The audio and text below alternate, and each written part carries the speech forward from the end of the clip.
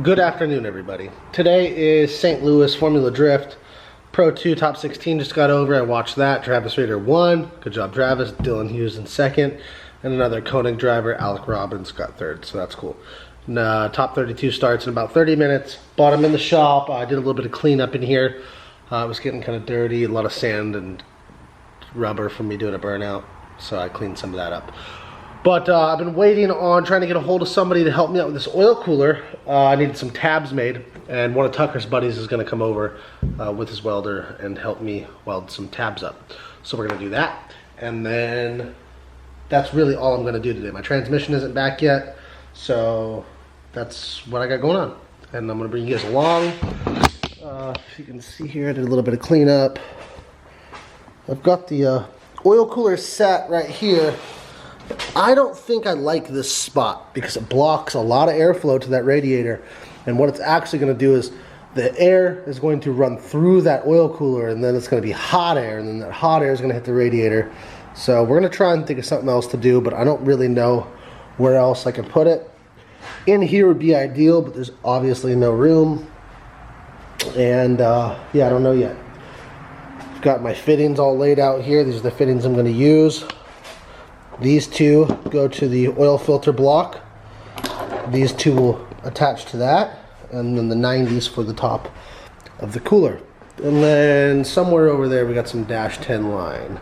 Alright, so we got Tucker here, and then Hans. Hans works at Real Street. You still work there? That's where you work? Okay. He brought his TIG welder over to help me out, patch up this exhaust the right way, and basically told me you got to drill a couple holes at each end of the crack, or one hole at each end, to relieve the stress. That's what he's doing now. That drill's not the best. It's from Harbor Freight. And then we're going to find an oil cooler placement. And yeah, so that's what we're doing.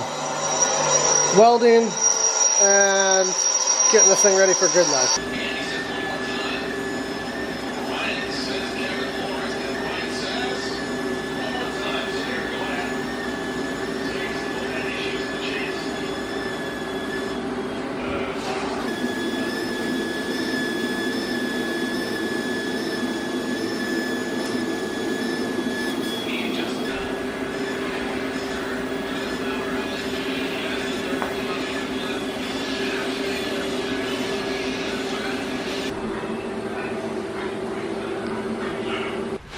So we just sat here for like 20 minutes trying to figure out where we're going to put this cooler because it's so big. We put the fittings on, that way we can make sure that wherever it's going to be, we're going to be able to route the lines.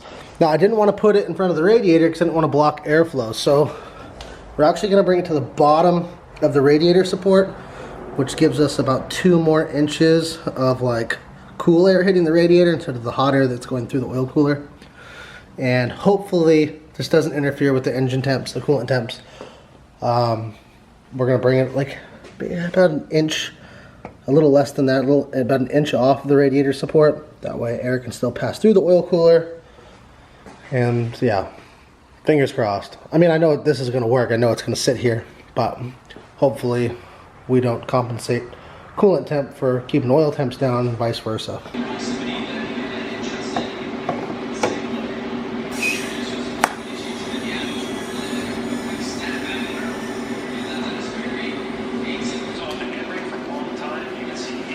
Pretty sure we're going to replace this with a gridline standard. He'll be going against his teammate once again, the Wardhouse Drift team, going at it again. Look at the difference in those two. All right, here we go. Ken Gucci and Christos Bush. As Ken Gucci initiates. Solid lead run there from Ken Gucci. Look at Christos. He's got that horsepower right there. Now past the judges stand into the outer zone. Whoa, Christos! All right, so exhaust is fixed. We have some brackets for the oil cooler. This is the safest place to put it. We spaced it out away a little bit and as far down as possible to ensure that as much airflow gets to the radiator as possible. Super sturdy brackets. Thank you, sir. You fabricate for people, or you just work at Real Street? I sell parts. Yeah, he sells parts. If you want to buy parts from Real Street for your 2J, Or anything. Or anything, but preferably 2Js because I like 2Js. Not for this car, but I do like them. Call Real Street. We'll convert them.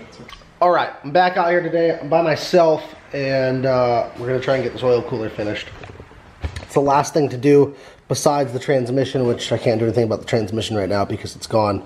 But a buddy came over and made some brackets for an oil cooler, and they work really good, and they're really sturdy, and so far enough away from the radiator that I'm hoping it will, and it's low enough that it won't pass too much of the hot air through the oil cooler into the radiator. Try and keep temps down on both sides. But to do the lines for the oil cooler, I have to drain the oil, pop these Allen caps off right here on the block, put our, one side is NPT and one side is AN, so we put some tape on the NPT side, thread those in, and then start measuring our lines to the cooler. Also, if you guys remember, Tyler bought this S14 a little while ago and then instantly had to go to the Bahamas. And he was only supposed to be in the Bahamas a month, and it's actually been like 3 or 4 months. 3 months, I think. And I'm moving in like less than a month. So he's in the Bahamas still, so I need to sell this car for him so that it doesn't, like, he's not out, you know, the money that he spent on it. So this shell is for sale. It's not much about it. It's 5 lug coilovers, interior. All the AC stuff is in the back. It is a 5-speed car, so it has a clutch pedal. Just a rolling shell, though. You can DM me on Instagram if you're interested in this. Kind of need it gone soon. There we go. There you go. It's clean. So, if anybody wants this, I'm not going to ship it or anything like that. So if you live in the Florida area, you can come get it, or Georgia or whatever. Holler at me. Alright. So like I said, I'm going to drain this oil.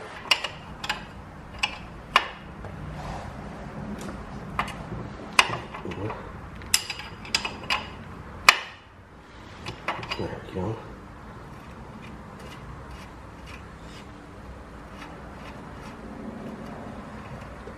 It's always exciting to wonder what your oil's going to look like when it comes out.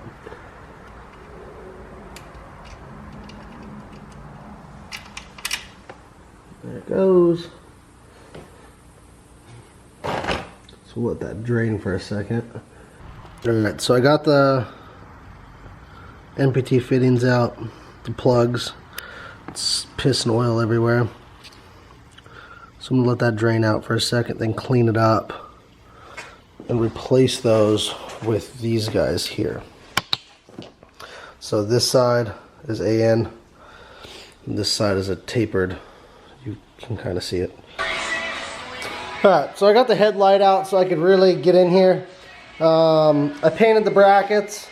I have to drill the bottom hole still, but the top ones are there so I can bolt it in and like have it stable for when I'm measuring the lines and cutting. It looks like those holes on the oil filter block are done draining, so I'll wipe those off. Alright, so there's our fittings. If you can see them there. It's a little dark. Just got to tighten them up and then start measuring lines. God, it's really dark under here. My bad. Alright, I took a measurement for my first line, and it would be very nice if I had a second person here to help me hold this line, or if I had like a vise or something. I don't. So, I'll try and set this camera up so you guys can see what I do here.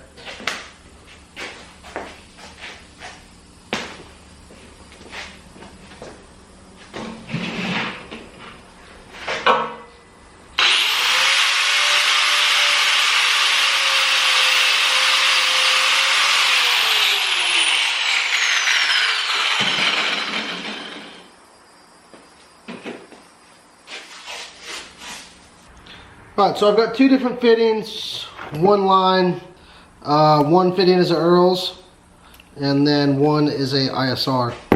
So, what you gotta do is you gotta get your caps, your nuts for the fitting on first. So these have to go on each side, and then you'll press the fitting in, tighten it up. Alright, so the first nut's on. Over to the other side. Get this one started. There we go. So now we've got both fittings started. They just need to be snugged up. I don't have AN wrenches, so I just use adjustable wrenches. Check it out. Line number 1 is done. Probably to zip tie it there. But yeah, it runs down and under and to this block here. Like so. So that's number 1. I just measured and cut second one. Our second one's a lot shorter. There's a lot of stuff on that side though, so having to weave it in and out is kind of a bitch. Once they get short like this, they're not quite as flexible, but it should be fine. And yeah, I've got it all bolted up. Our little Allens there on the bottom. It's super sturdy. And that's a wrap. All back together. Got our lines just kind of zip tied right here. Keep them out of the way. But look at that, it looks really good. This little side profile there. Got our fittings tight down there on the block. Now, my only concern now is that the lines damn near touch this lower radiator hose. And I'm not really sure how hot that gets. Temperature wise, I can't imagine it being much hotter on the outside than like 160, which isn't terrible if that was to touch the lines, because 160 degrees for oil isn't terrible. But what I might do is take some of that Earl's heat shielding, put it on the oil lines just to separate the heat. It's so hot right now. It's raining, so it's extra humid. It's terrible. But yeah, I can't wait to see everybody at Grid Life. Everybody that is coming. Tire Streets is going to be there. They're having a booth. Big shout out to the staff at Grid Life. Greg Bucell from CoreWorks and Grid Life for helping me, you know, be able to drive and be a part of such a cool event. I wish I would have made the Midwest one, but I heard Grid Life South is the shit, so I'm happy I'm going to that one.